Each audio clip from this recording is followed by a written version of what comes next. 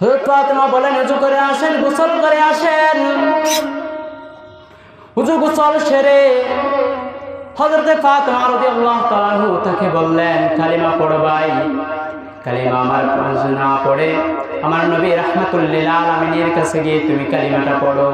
বোন ফাতেমার সাথে নিয়ে হযরত ওমর রাদিয়াল্লাহু তাআলা রাসূলের কাছে গেলেন।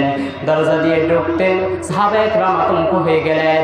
হযরত ওমর আসছে তলোয়ার নিয়ে তাকে হত্যা করার জন্য প্রস্তুত হয়ে গেলেন।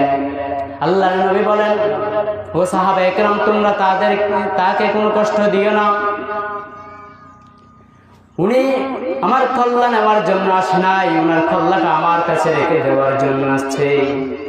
এমন সময় হযরতে ওমর রাদিয়াল্লাহু তাআলা রাসূলের দরবারে যেয়ে বসলেন। রাসূল সাল্লাল্লাহু আলাইহি ওয়াসাল্লাম জিজ্ঞাসা করলেন, আবু ওমর কি মনে করে তুমি আমার সামনে উপস্থিত হইলেন? হযরত ওমর বলেন, ইয়া রাসূলুল্লাহ, এতদিন চিন্তা করলাম আপনার কল্লাটা নিয়ে আবু জাহেলের কাছে দিব, আজকে চিন্তা করলাম আমার নিজের কল্লাটা আপনার দরবারে রেখে দিয়ে যাব। হযরত ওমর কালিমা পড়ে ফেললেন।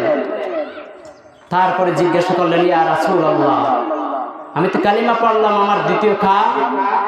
রাসূল বলেন, তোমার দ্বিতীয় কাম হলো নামাজ। ইয়া রাসূলুল্লাহ, আমি নামাজ পড়তে জানি না, আমাকে শিক্ষা দাও।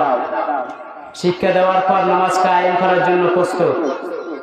হযরত ওমরকে নামাজ পড়ার জন্য হযরত ওমর জিজ্ঞেস করলেন, ইয়া রাসূলুল্লাহ, কোথায় পড়বো নামাজ? রাসূল বলেন, এই কামরার মধ্যে ভিতরে জঙ্গলের ভিতরে পড়তে হবে। হযরত ওমর বলেন, কেন ইয়া রাসূলুল্লাহ? ইসলাম ধর্ম যদি সঠিক ধর্ম হয়ে থাকে, এই কোরআন যদি সঠিক হয়ে থাকে, আপনি যদি সঠিক হয়ে থাকেন, তাহলে এটা লুকিয়ে লুকিয়ে কেন হবে? এটা প্রকাশ্য হওয়া উচিত, এটা তো মাঠে ময়দানে হওয়া উচিত। এই বলে হযরত ওমর বলেন, ইয়া রাসূলুল্লাহ, আমি আসার পরেও যদি এরকম করা হয়, আর এরকম যদি লুকিয়ে লুকিয়ে পড়া হয়, তাহলে আমি ওমর আসা না আসা তো একই সমান।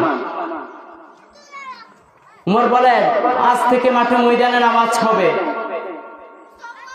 মক্কা মদিনায় নামাজ হবে, প্রকাশ্যে ইসলাম কায়েম হবে আজ থেকে।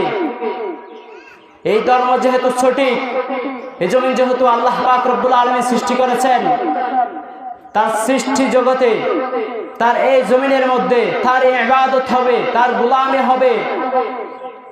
হযরত ওমর বলেন, ইয়া রাসূলুল্লাহ, আসেন, আমি সামনে থাকবো। মক্কার কোন কাফের মুশরিক ইসলাম বিরোধী করতে পারবে না।